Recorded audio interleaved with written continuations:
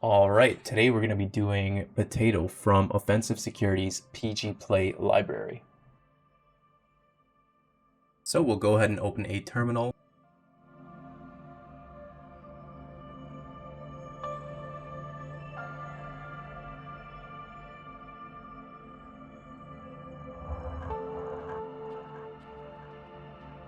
We'll do three different things here. We'll change directories to PG Play Potato to save all our files from this specific box and stay organized. Then we'll export our IP with the variable target, just so we don't have to type the IP in over and over again. And then finally, we'll clear the terminal and copy this into all three large terminals.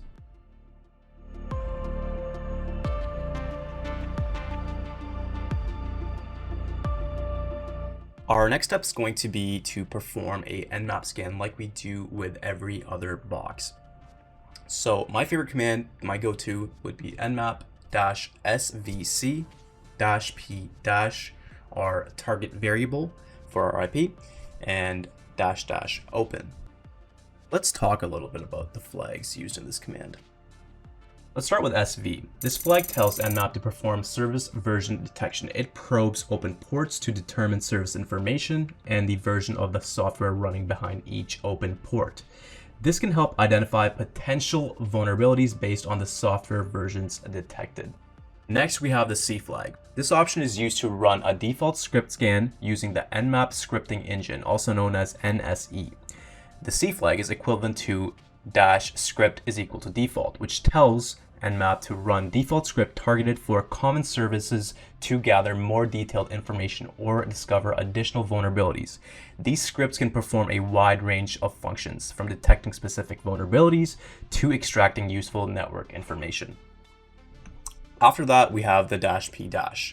This specifies which ports to scan. The -p- option tells Nmap to scan all 65,535 TCP ports on the target host. Without this option, Nmap only scans 1,000 most commonly used ports. Next, we have our IP, our variable target, following the --open flag. This option tells Nmap to show only open or possibly open ports.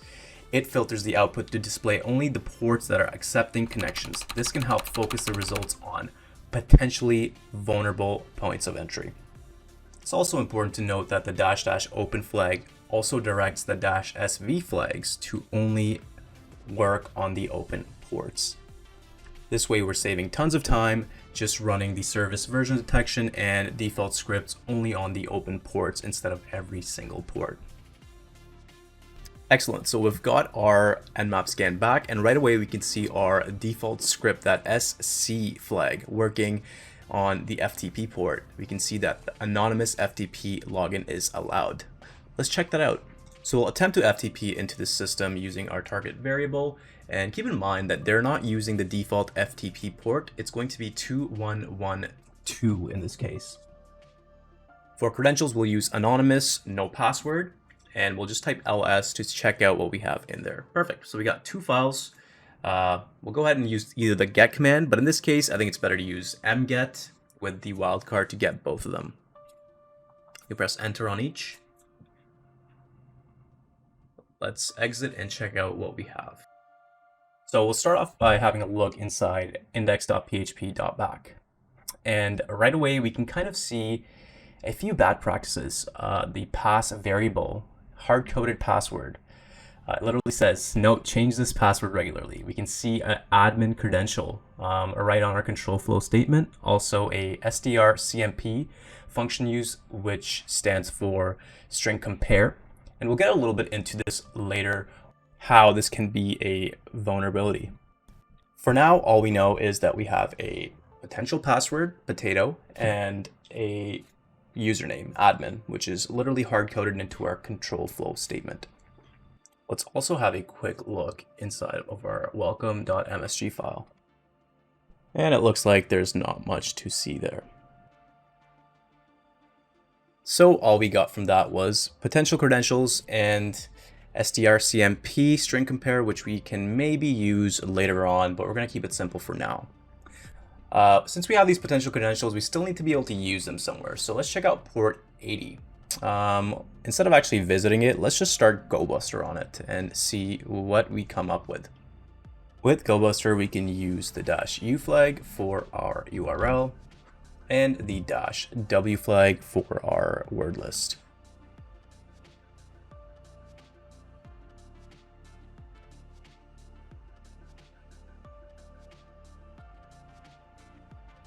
Right away, we can see that we have a admin directory. Let's go ahead and check it out.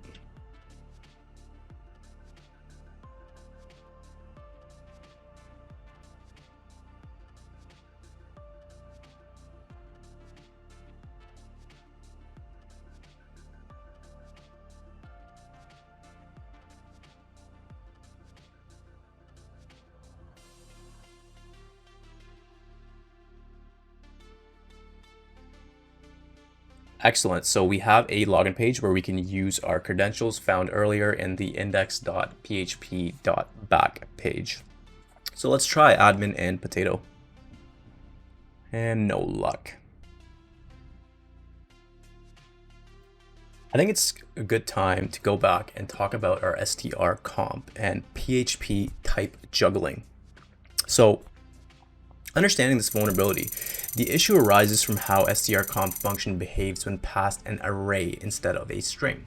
The code uses strcmp for comparing user inputs against expected string values. When strcmp receives an array as one of its arguments, which is not its intended use, instead of returning a comparison value, it returns null. This behavior is a quirk of PHP that can lead to security vulnerabilities if not properly handled. In a typical scenario, strcmp function is expected to return 0 if two strings are equal, a positive value if the first string is greater than the second, or a negative value if the second is greater than the first. However, when given an array, the comparison to 0 using a loose comparison operator equals could be interpreted as true because null equals 0 evaluates as true in PHP. Now you might be wondering, what the hell does all that mean and how can we exploit it to get our initial foothold? Well, let's open Burp Suite and check it out.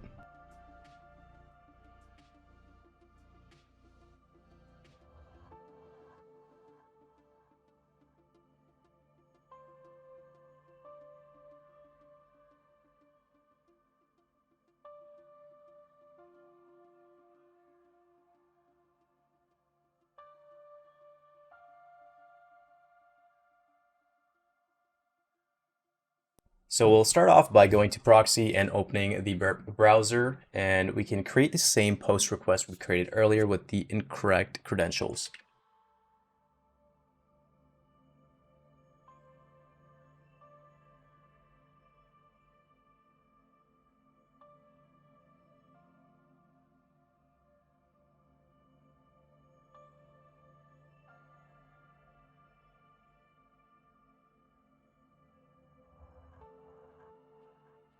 Perfect. Now we can go to HTTP history and check out that post request.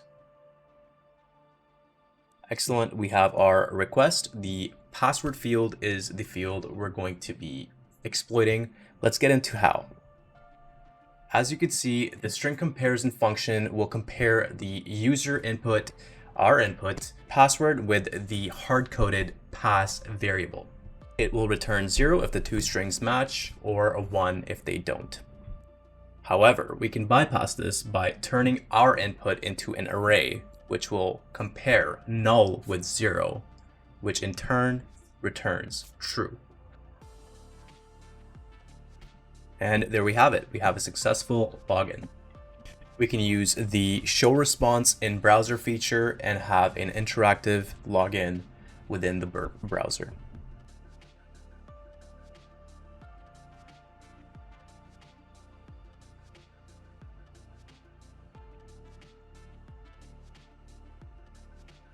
We can go ahead and go to dashboard and check out what we have there. So users doesn't seem very interesting. Date, not very interesting either.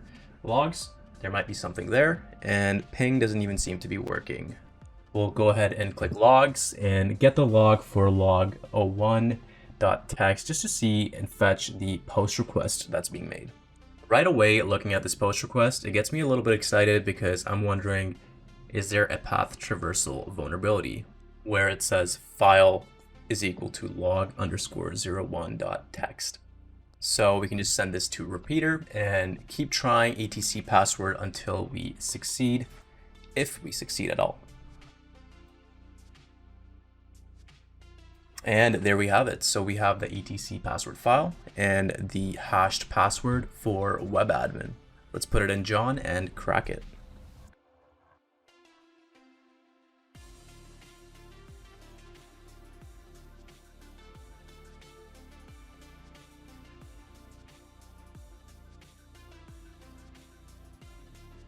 We'll use echo to append that into a file called hash, and then in John we'll use the word list rocku.text.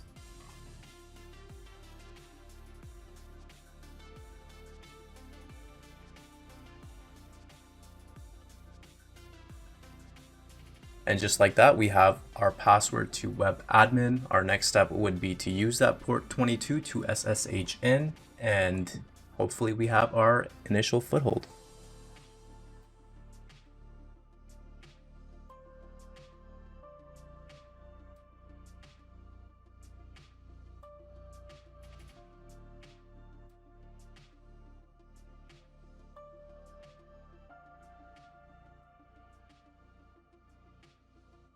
There we have it, initial foothold, and we have code execution as webadmin. We'll go ahead and start with privilege escalation. We'll see if we have any special privileges by typing the sudo-l command. It looks like we have access to a binary called nice, and all the files inside of a directory called notes. Right away, looking at this, I can tell you path traversal again. So we'll have a look inside of the notes directory and see if we can maybe do anything inside there. There's a clear.sh and id.sh, but looks like we don't have many permissions there. We can't read it. I'm assuming we can't write it. Again, we're going to use that nice binary to take advantage of path traversal and potentially execute our own script. We'll go ahead, append bin bash into a file called root.sh, and then chmod +x root.sh to give it permissions to run.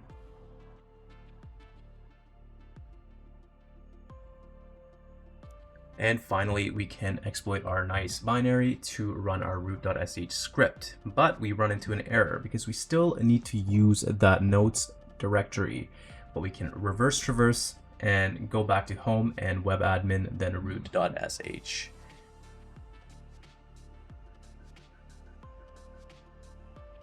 And there we have it. We have root.